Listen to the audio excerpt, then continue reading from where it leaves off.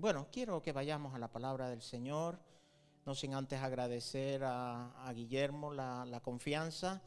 Sé que él está en Melilla ahora, sirviendo también al Señor allí. Y gracias por la confianza. Desde hace ya, dice, este es el tercer intento, dice, que voy a hacer para invitarte a predicar. Así que espero que me digas que sí. Las últimas 2 veces ha sido imposible. Pero bueno, yo quiero compartir con vosotros en esta mañana en 2 de Samuel, capítulo 7, versículo 8 al 9. ¿Cuántos trajeron Biblia? Alguna viene ya aquí, ¿verdad? Así que, bueno, lo importante es que no dejemos de leerla, porque la palabra de Dios siempre tiene algo para nosotros. 2 de Samuel, capítulo 7, versículo 8 al 9. La palabra del Señor, aquí el interlocutor es Dios hablando, ¿verdad? Dios habla al profeta Natán y le da un mensaje a David que es el siguiente. Y dice: ahora pues dirás así a mi siervo David: así ha dicho Jehová de los ejércitos, yo te tomé del redil de detrás de las ovejas para que fueses príncipe sobre mi pueblo, sobre Israel. Y he estado contigo. ¿Cuántos creen que Dios está con ustedes? Amén. Fijaros qué palabra más bonita. Primero le dice: yo te tomé del redil de detrás de las ovejas. Y ahora le dice: yo he estado contigo en todo en cuanto has andado, y delante de ti he destruido a todos tus enemigos y te he dado nombre grande como el nombre de los grandes que hay en la tierra. Bendito sea el Señor. Y ahora nos vamos a pegar un salto a la primera parte del versículo 19. Dice 2 de Samuel 7:19, ya el interlocutor cambia y ahora es David reflexionando acerca de todo lo que Dios le ha dicho. ¿Y qué es lo que Dios le ha dicho? Yo te tomé a ti del redil. Yo he estado contigo. Yo te he dado victoria sobre todos tus enemigos y te he dado un nombre grande. Fijaros, aquel chico que estaba pastoreando las ovejas, de allí lo rescató el Señor. Y ahora David reconoce todo eso y le dice al Señor: y aún te ha parecido poco esto, Señor Jehová, pues también has hablado de la casa de tu siervo en lo porvenir. Aún te ha parecido poco. Otra versión dice: te ha parecido insignificante. Si tuviera que poner un título a esta predicación, le pondría: a Dios le parece poco. ¿Y qué es lo que le parece poco a Dios? ¿Y qué es lo que te parece poco a ti? Y es que los seres humanos nos movemos en base a 2 formas de ver las cosas: el estar conformes o el no estar conformes. ¿Quiénes están conformes aquí? Diferente es a ser conformista o inconformista, ¿verdad? Hay una diferencia. Quizás no en la definición, sino más bien en el uso que nosotros le damos a estas palabras, ya que cuando nos referimos a un conformista o a un inconformista, lo hacemos en un sentido peyorativo o negativo de la palabra. La palabra conforme quiere decir que está satisfecho o de acuerdo con algo. Satisfecho o de acuerdo con alguien. El estar conforme puede tener 2 realidades. Una, que nos conformamos, y esto en ocasiones puede ser muy bueno, ¿verdad? Sin embargo, en otras puede limitarnos en la vida, ya que podemos acomodarnos y resignarnos a una situación que podemos cambiar. Por lo tanto, es bueno estar conformes, pero muchas veces también nos podemos ir al extremo de que esa conformidad venga a afectar y a limitarnos. Nosotros solemos cantar un himno precioso que dice: no me quiero conformar, he probado y quiero más. No me quiero conformar, he probado y quiero más. Yo quiero enamorarme más de ti. Amén. Sí, cantamos eso porque no nos queremos conformar. con una situación. Ahora bien, ¿cuándo nosotros somos conformistas? Cuando no tenemos ilusión. Cuando podemos dar más y no lo damos. ¿Sabe qué pasa? Que todos podemos dar más y no lo estamos dando. Cuando nos ponemos un techo o un límite, sabiendo que al Dios que servimos no tiene techos ni tiene límites. No podemos ser conformistas en cuanto a nuestra familia. No podemos asumir una actitud conformista con respecto a esto, sino que tenemos que transmitir un legado que el Señor nos lo dio. Por lo tanto, no debe de haber en el creyente una actitud conformista hacia su familia, sino que tiene que luchar por transmitir ese legado. Que el día de mañana tus hijos y los hijos de tus hijos glorifiquen el nombre del Señor. Ese es nuestro anhelo. Por lo tanto, no podemos conformarnos con que vengan al culto y luego decir, bueno, pues se han apartado o no están en el Señor. No, tenemos que luchar en oración primeramente y luego en dar un buen testimonio. No podemos ser conformistas en cuanto a la ayuda a los necesitados.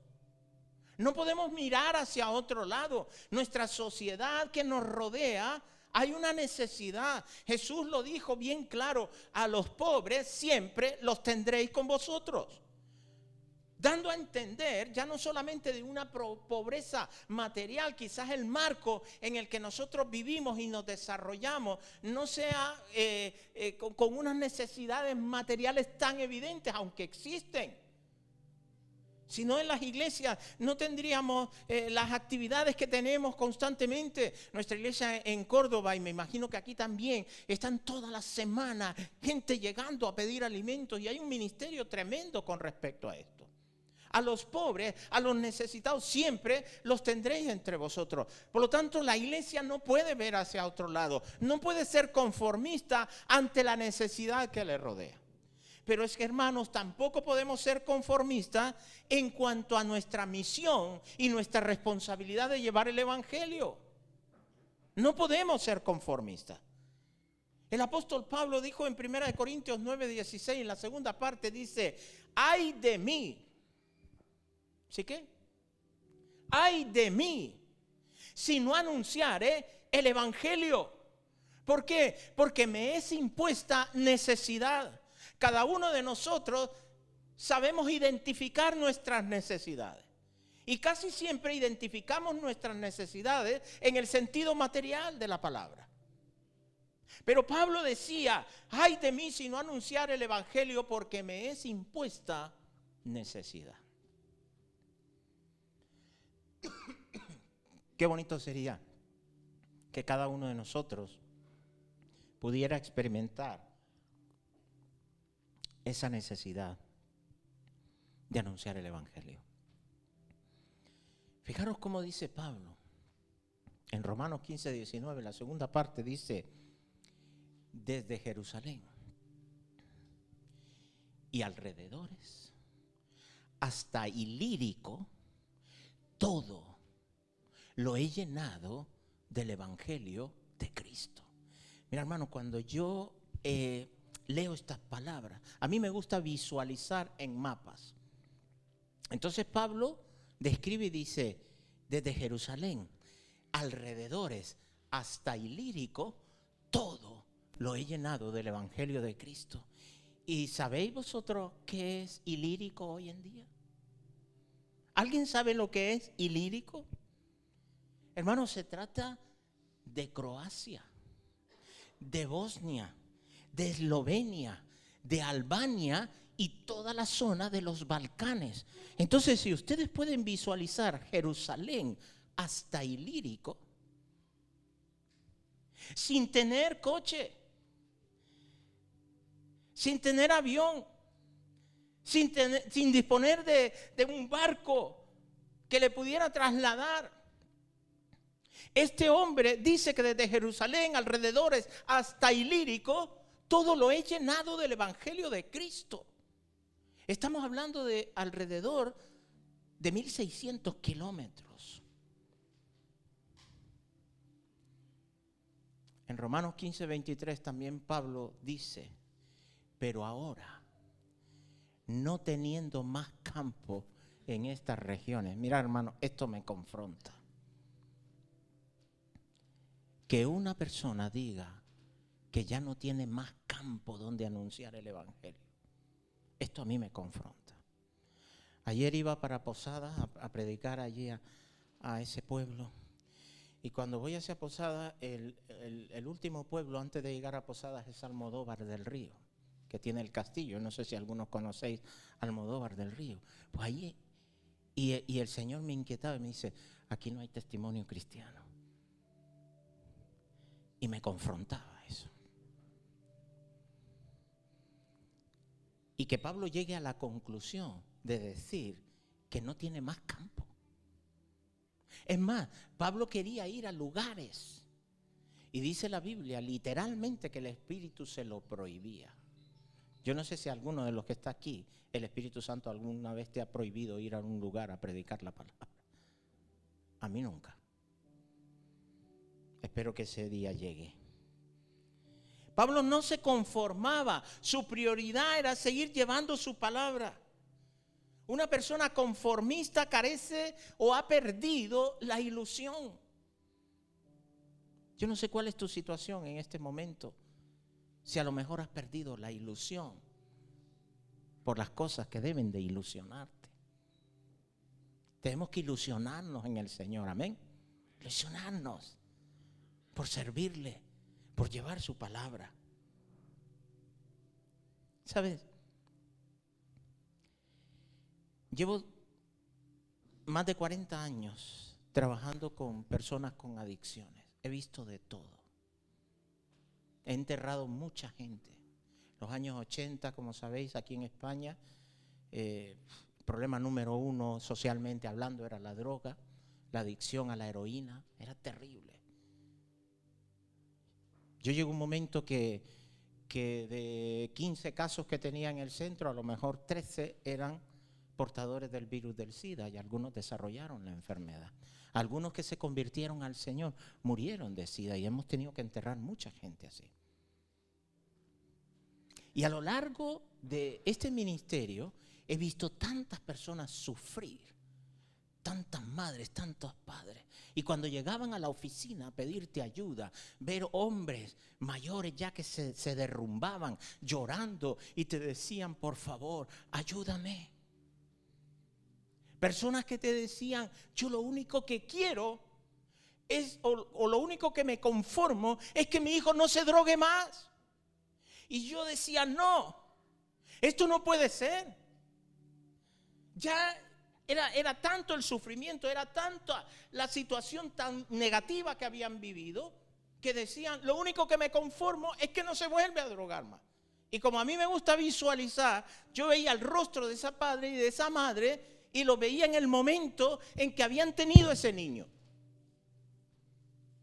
Y yo digo, cuando cogieron a ese niño en los brazos, ¿creéis que alguno de ellos pensaba y llegaba a pensar que ese niño iba a caer un día en la droga?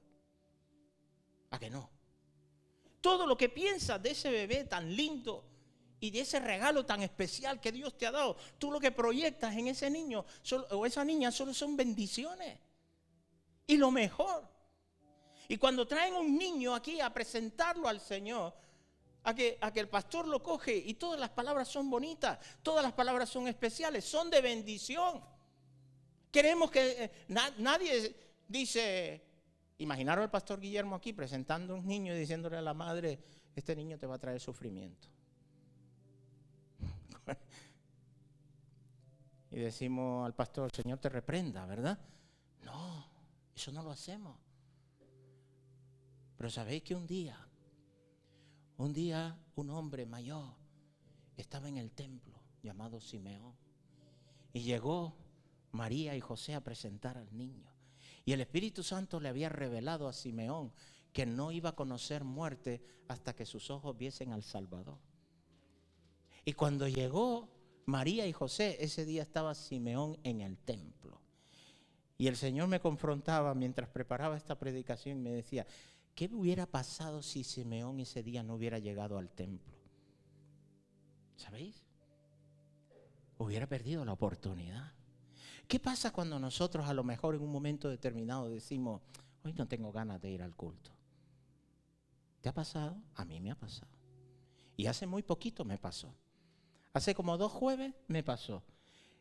Fue un día terrible de reuniones y de todo. Y llegué a la casa y estaba yo solo. Y era culto de oración. Y digo, me siento tan cansado que no voy a ir al culto. Y me eché en el sofá. Y de repente el Señor me habló y me dijo, vete para el culto. Y me fui al culto, hermano, y fue un tiempo especial de bendición. Y yo digo, yo que me lo quería perder. Hay veces que nos perdemos lo mejor de Dios. Simeón llega allí y entonces coge al niño y dice, Señor, ahora despide a tu siervo en paz, porque mis ojos han visto tu salvación.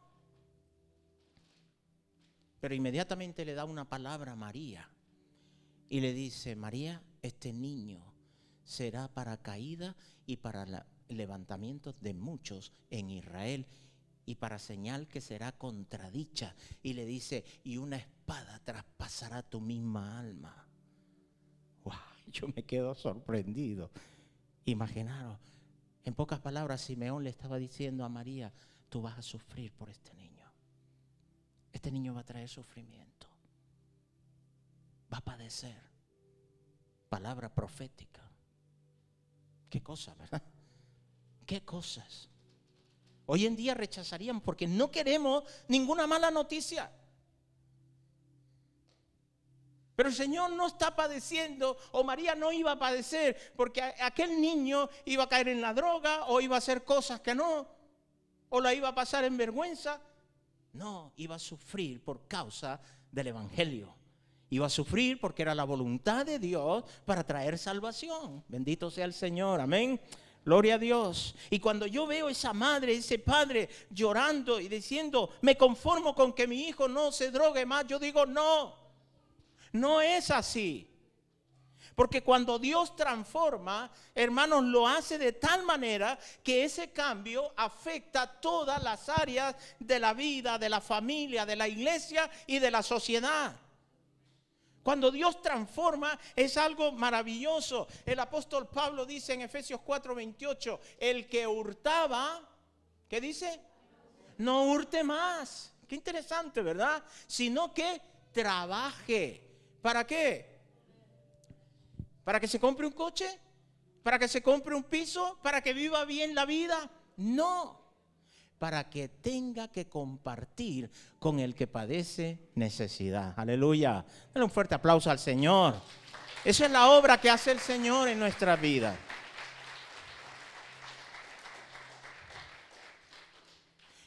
Cualquiera de nosotros que conocemos, a lo mejor una persona que antes se dedicaba a robar, y ahora decimos, wow, ya no roba. Y nos conformamos a eso y aceptamos, pero el Señor va más allá. El ejemplo está en Zaqueo, en la palabra del Señor. Cuando Zaqueo se siente aceptado por el Señor, qué interesante, ¿verdad? Que los fariseos, como es el caso de Simón, dice que rogaba a Jesús que fuese a su casa. O sea, la gente religiosa tenían que rogarle a Jesús que fuese a su casa. Pero los pecadores, Jesús se autoinvitaba a la casa de los pecadores. Y le dice a Zaqueo, Zaqueo, bájate de allí porque hoy voy a cenar contigo. Y entonces Zaqueo no se lo cree. Y Zaqueo viene y prepara un banquete. Y no hay ninguna palabra registrada de Jesús. Jesús no llegó a condenar a Zaqueo, a decirle lo que estaba haciendo mal, ni a sacarle en cara las cosas, porque estaba haciendo muchas cosas mal. Era publicano, no solamente publicano, sino jefe de publicanos. Y dice la palabra que cuando Zaqueo se siente aceptado por Jesús, entonces viene corriendo y le dice, he aquí, la mitad de mis bienes doy a los pobres. Y si a alguien he defraudado, se lo devuelvo cuadruplicado. Bendito sea el Señor. ¿Y qué dice el Señor? Hoy ha llegado la salvación a esta casa. Bendito sea el Señor. Yo le digo a los chicos que se rehabilitan en el centro, le digo, mira, una prueba evidente de que tú te has rehabilitado y que tú te has entregado al Señor es que no vuelvas a pedirle dinero a tus padres. Y se quedan todos. No, para mí es una señal más que evidente. No debes de hacerlo. Los tienes que tener entre algodones. Quizás les ha hecho sufrir, les ha hecho meterse en préstamos para pagar las deudas que tienes con los camellos, para hacer muchas cosas. Y ahora lo que tienes que hacer es honrarle, que yo no me dé cuenta que les estás pidiendo dinero o que te están manteniendo otra vez de nuevo, porque entonces eso me muestra que ni te has rehabilitado ni has conocido al Señor. Porque cuando yo conozco al Señor, una de las cosas primeras que yo hago es que restituyo el daño que he causado. El padre se puede conformar con que ya no se drogue más, pero el Señor va más allá. El Señor va más allá. Cuando nosotros abrimos Peniel, el Señor nos dio una palabra profética y nos dijo, esto será un semillero de obreros.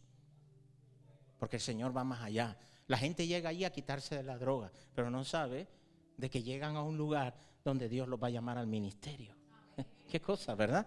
Y hace año y medio despedimos a nuestro hermano Miguel Moslero, que seguramente estaría por aquí en su gira misionera, y se fue a Grecia.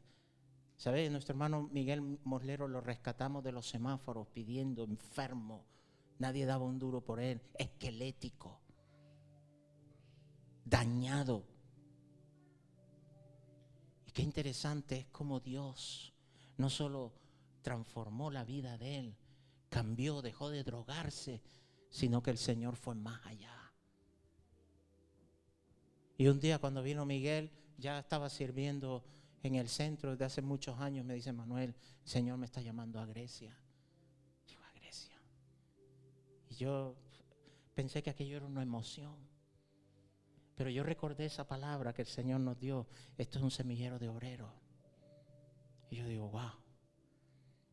Y Miguel hizo varios viajes de exploración y estuvo estudiando griego.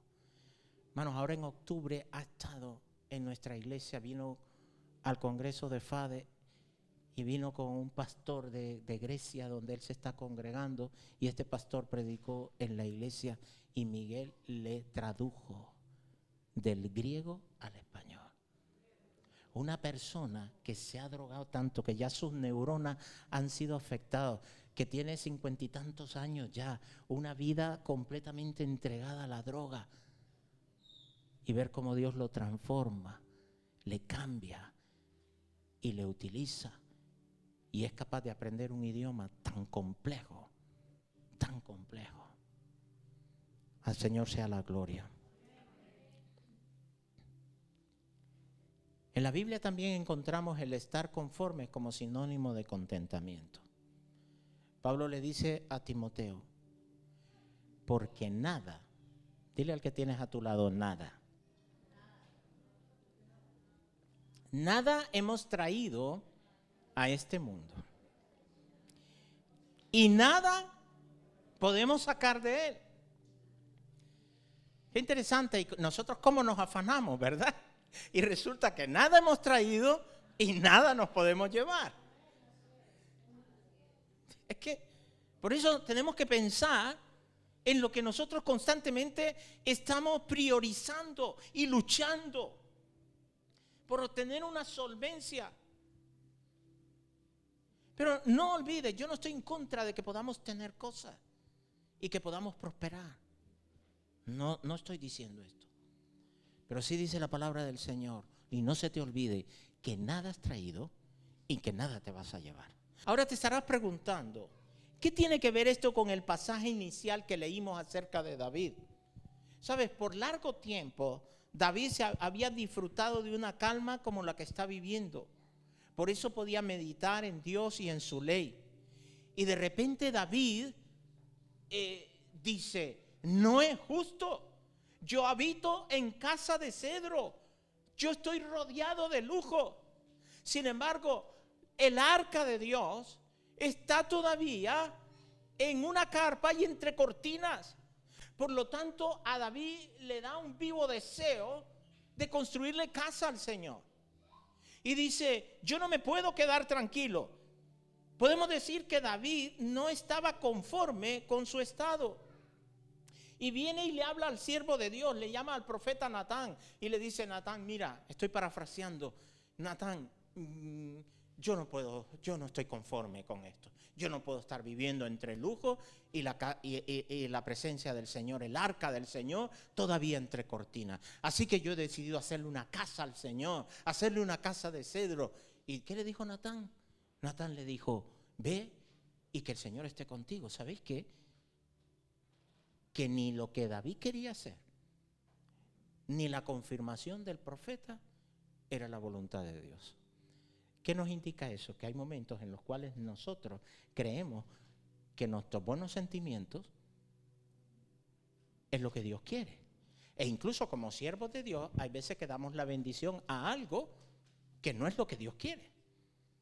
Por lo tanto, Natán, que era el profeta de Dios, también estaba equivocado. Aquí podemos ver que tanto el rey como el profeta estaban equivocados. Los dos tenían buenas intenciones, actuaban desde la lógica humana, pero no era lo que Dios quería. No era el tiempo de Dios para que David hiciera una casa. Y Dios lo que quería era quitarle de la cabeza a David la idea de edificar un templo y que no se llenara la cabeza con ideas que nunca había de llevar a la práctica. El Salmo 123 nos muestra a un David obsesionado. Fijaros la obsesión que tenía David de construirle casa al Señor. Y podemos decir, ¿esto es malo? No, no era malo. Todo lo contrario, era bueno, era un buen deseo. Pero él decía: no daré sueño a mis ojos, ni a mis párpados adormecimiento, hasta que haya lugar para Jehová, morada para el fuerte de Jacob. O sea, David se estaba comprometiendo y decía: no voy a dormir hasta que no tenga un lugar para edificarle la casa al Señor. No tenemos tiempo, pero en el libro de Primera de Crónicas nos dice las razones por las cuales Dios no le permitió que David le hiciera su casa. Y entre ellas le dijo: tú no edificarás casa a mi nombre, porque has sido hombre de guerra y has derramado mucha sangre. No lo harás tú, lo hará tu hijo. Wow, y yo me quedo asombrado, ¿verdad? Porque en esta ocasión Dios le dice no a David. Y no era que Dios no quisiera un templo. La voluntad de Dios es que el templo lo hiciera Salomón. Y Dios nos dice no. Nosotros tenemos que estar preparados para que Dios nos diga que no, o que Dios nos diga sí, o que Dios nos diga espera, aún no es el momento, o incluso que Dios nos diga: tú no eres la persona que yo he escogido para esto. Es así.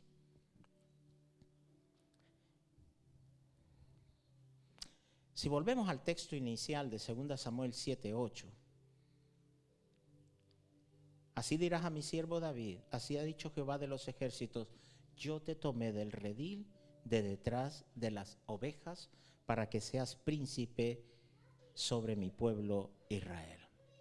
Dios levanta a David desde una condición baja y modesta y lo exalta, porque Dios es especialista en sorprendernos, en humillar al que se exalta y en exaltar al que se humilla. ¿Ve? Dios es especialista en esto. Esto es lo que hace el Señor. Y yo te pregunto en esta mañana: ¿de dónde te ha tomado el Señor a ti? Esto es importante que lo pienses. David decía: ¿de dónde me ha tomado el Señor? Y cada uno de nosotros tenemos un testimonio. Así que Dios le recuerda a David tres cosas. ¿De dónde le había sacado? ¿Y de dónde le había sacado? Del redil, de detrás de las ovejas. David mismo decía: ¿quién soy yo? ¿Y quién es mi casa para que tú me estés dando esto? Una de las cosas más importantes que debemos tener siempre presente es de no olvidar de dónde nos ha tomado el Señor. Esto no lo debes de olvidar, nunca. Y siempre con gratitud al Señor. Decirle: Señor, gracias por lo que un día hiciste. Por eso el apóstol Pablo decía: pero cuántas cosas eran para mí ganancia, las he estimado como pérdida por amor a Cristo. Y no solamente como pérdida, sino que las tengo por basura, con tal de alcanzar a Cristo Jesús.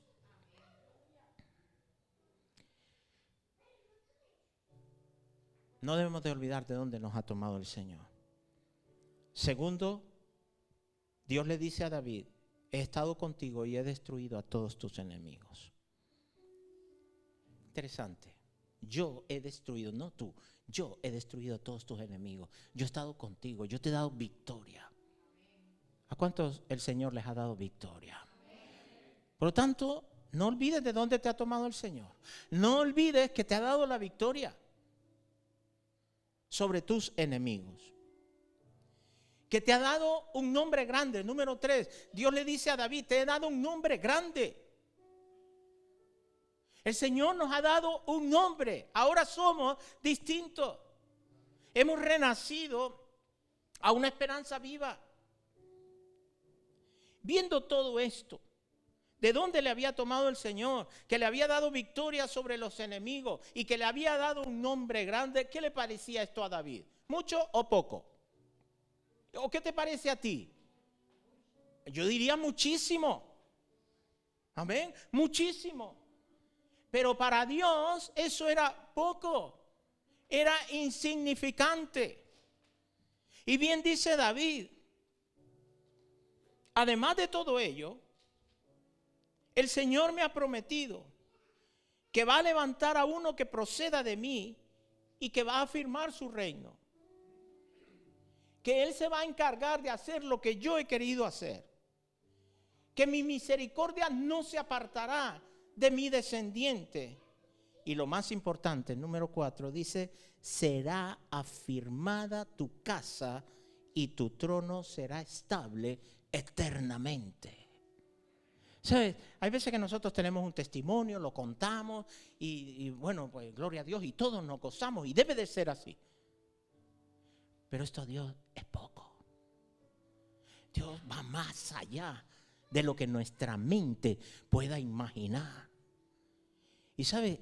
Cuando Dios le dice a David: tu casa será afirmada y tu trono será estable eternamente, esto tiene su fiel cumplimiento en la palabra que el ángel Gabriel le da a María y le dice en Lucas 1:32, le dice: este será grande y será llamado Hijo del Altísimo, y el Señor Dios le dará el trono ¿de quién? De David su padre. Bendito sea el Señor. No tiene límites. Tu trono será estable eternamente. Y 1000 años después, aún Dios seguía cumpliendo las promesas en David. Donde quizás tenía que estar olvidado ya después de 1000 años. Pero Dios sigue cumpliendo, porque Dios siempre cumple lo que promete. Tu trono será estable eternamente. Y qué hermoso cuando el ángel le anuncia a María: y el Señor Dios le dará el trono de David su padre, porque Jesús desciende de David. Y concluyo, hermanos. David buscaba edificarle casa a Dios, pero Dios le dice no. David estaba sorprendido de lo que Dios había hecho y hasta dónde le había llevado, pero quedaba más. El Señor te ha tomado a ti, te ha dado victoria, te ha dado un nombre nuevo. Y eso quizás a ti te parezca mucho y estás agradecido por ello. Y te animo a que sigas estando agradecido. Pero ¿sabes qué? El Señor quiere más. Más para ti, más para tu familia, más para tus hijos, más para tu descendencia. Por eso David dice: y aún te ha parecido poco esto, Jehová, porque has dado promesa a tu siervo en relación a un futuro lejano. Dios nos ha sacado de donde estábamos. Ha estado con nosotros, nos ha dado la victoria, nos ha dado un nombre nuevo, pero esto a Dios es insignificante. Él tiene promesa en esta mañana para tu casa, para tu familia. Inimaginable, cosas que a lo mejor nunca llegaremos a verlas. Pero ojo, estemos atentos, porque el Señor tiene promesa para nosotros. Y si tiene promesa, tiene cumplimiento. No de cosas materiales. Porque dice Proverbios que la bendición de Jehová es la que enriquece y no añade tristeza sobre ella. Esa es la bendición del Señor, es la que verdaderamente nos enriquece. Y concluyo con una pregunta. Seguramente aquí hay muchos padres, ¿no? Como padre, yo te pregunto, ¿qué prefieres? ¿La bendición para ti o la bendición para tus hijos? A ver, hay alguien que diría, no, yo quiero la bendición para mí. ¿Verdad que no? Los que sois padres, me entenderéis. Y si sois abuelos, más todavía.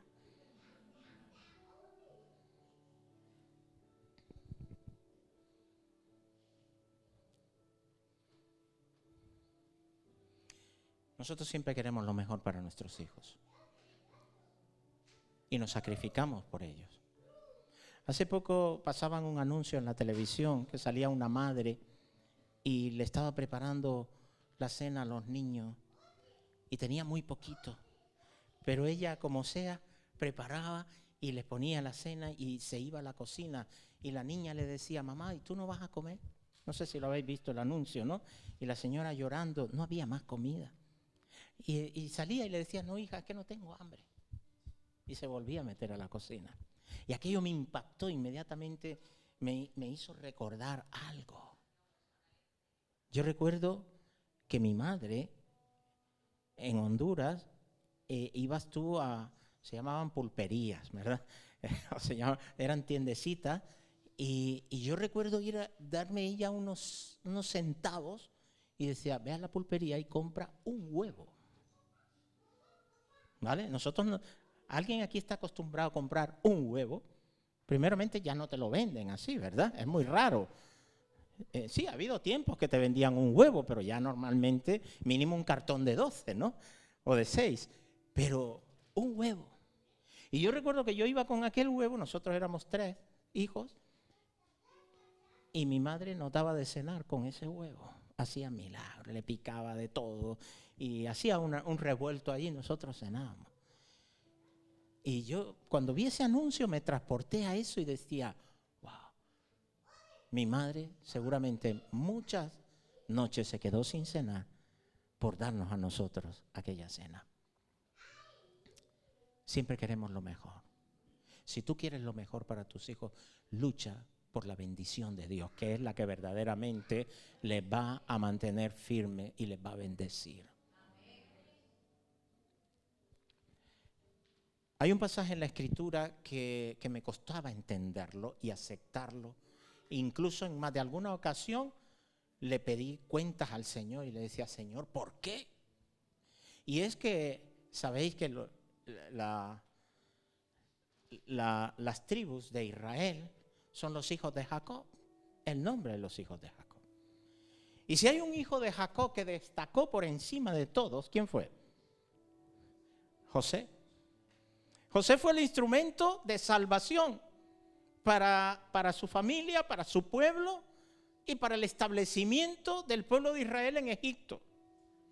Dios lo usó de una forma impresionante. Pero ese chico fue maltratado por sus hermanos. Dice la Biblia que no podían hablarle pacíficamente. Dice la palabra del Señor que decidieron matarle y después venderle. Y todos ya conocemos la historia en Egipto, lo que pasó.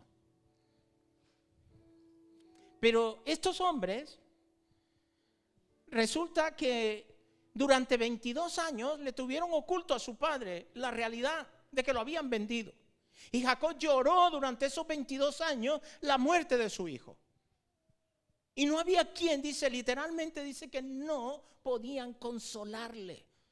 Y tenían la sangre fría de llegar y estar con su padre sabiendo lo que habían hecho. Terribles. Pues ¿sabéis qué? Que todas las tribus de Israel llevan los nombres de los hijos de Jacob. Y fueron unos sinvergüenzas. Pero no hay ninguna tribu del pueblo de Israel que se llame José. Y aquello a mí me golpeaba. Y yo decía, Señor, esto no es justo. Esto no es justo. Y el Señor me llevó a ese pasaje donde Jacob le dice a José, tus dos hijos, Manasés y Efraín, que has tenido en Egipto, esos no son tuyos, esos son míos. Son míos y serán parte de la promesa. Tú tendrás más hijos y esos serán tuyos, pero estos dos son míos. Y entonces Dios, o Jacob en este caso, le da la bendición y ahí se constituye la media tribu de Manasés y la media de Efraín. Y ahí fue donde el Señor me habló y me dijo, José estaría contentísimo, porque ninguno de sus hermanos tuvo hijos que llevaran un nombre de una tribu. Y sin embargo, sus dos hijos sí obtuvieron esa bendición inicial, porque nosotros preferimos la bendición de Dios para nuestra generación que para nosotros mismos. Vamos a inclinar nuestro rostro. Te voy a pedir unos minutos que puedas meditar en la palabra.